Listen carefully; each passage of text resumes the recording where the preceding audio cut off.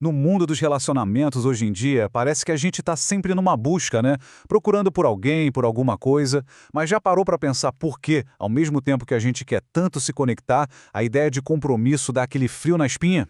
Pois é, hoje a gente vai mergulhar fundo para tentar entender essa instabilidade toda. É uma contradição e tanto não é mesmo. A gente busca o calor de um abraço, a segurança de ter alguém, mas parece que sempre com o pé atrás, com a porta de saída ali só esperando para ser aberta. Vamos tentar entender por que isso acontece.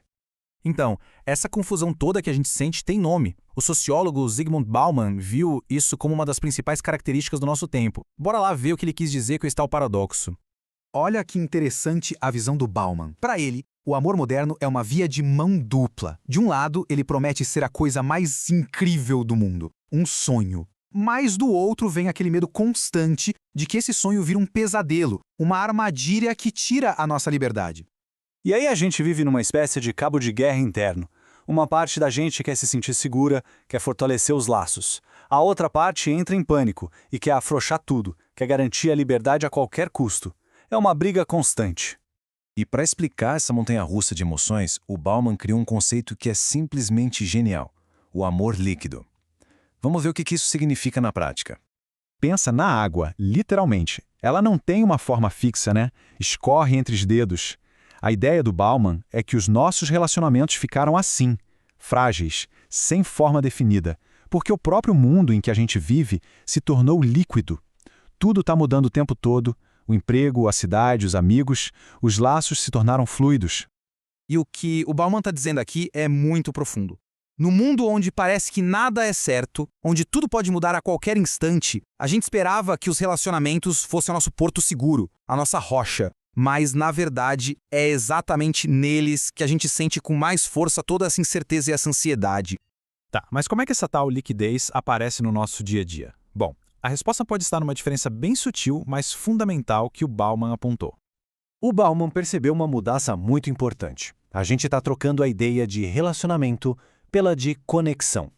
Relacionamento dá trabalho, exige esforço, é um investimento de longo prazo. Já a conexão é rápida, fácil, dá para entrar e sair quando quiser. É como preferir ficar só no rasinho da piscina com medo de mergulhar de cabeça no mar. É mais seguro, mas a experiência não é a mesma.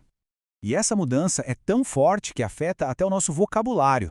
A gente fala muito mais em rede de contatos, em network, do que em parceiros. Parece que o amor virou quase uma estratégia de carreira, né?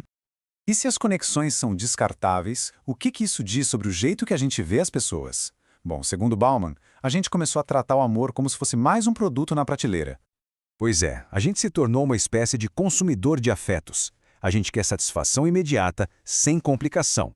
Queremos manter todas as opções na mesa, sem fechar portas. É a busca por uma experiência sem amarras, e, se possível, com garantia e uma política de devolução bem fácil, né? Se não der certo, é só trocar. E claro, tem um lugar onde essa lógica de consumo é a rainha absoluta, onde ela aparece com força total, nos aplicativos de namoro. E aí a gente entra num ciclo que parece viciante, desliza pra lá e pra cá num cardápio infinito de pessoas, dá um match que não custa quase nada, bate um papo com risco zero. E se a conversa morre ou se algo não agrada, simples, descarta e começa o ciclo todo de novo. Fica sempre aquela sensação de que a pessoa perfeita tá no próximo swipe. Mas será que essa busca sem fim nos deixa mais perto da felicidade ou só aumenta a nossa ansiedade? No fim das contas, talvez a maior promessa desses encontros virtuais seja essa: a facilidade de simplesmente apertar o delete. Sem estresse, sem ter que se explicar.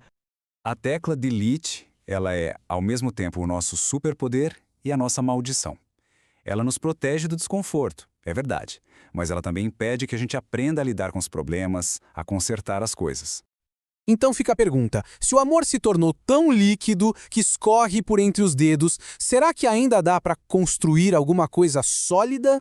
E aqui está a grande ironia da história. A gente acha que está se protegendo dos riscos, fugindo do sofrimento, mas na verdade a gente só está trocando um risco por outro. Essa facilidade de ir embora cria uma nova angústia, a de talvez nunca encontrar algo que faça valer a pena ficar de verdade. No fim, é uma troca. A gente ganha uma liberdade incrível de ir e vir, de experimentar, mas talvez, no processo, a gente esteja perdendo a habilidade de construir um lar, de aprender a consertar o que quebrou em vez de simplesmente jogar fora e pegar um novo. O Bauman não nos dá uma resposta pronta. Ele não tem uma fórmula mágica. Mas ele nos deixa com essa pergunta, que fica ecoando na mente de cada um de nós. Em um mundo que foi todo desenhado para facilitar a nossa saída, como é que se escolhe ficar?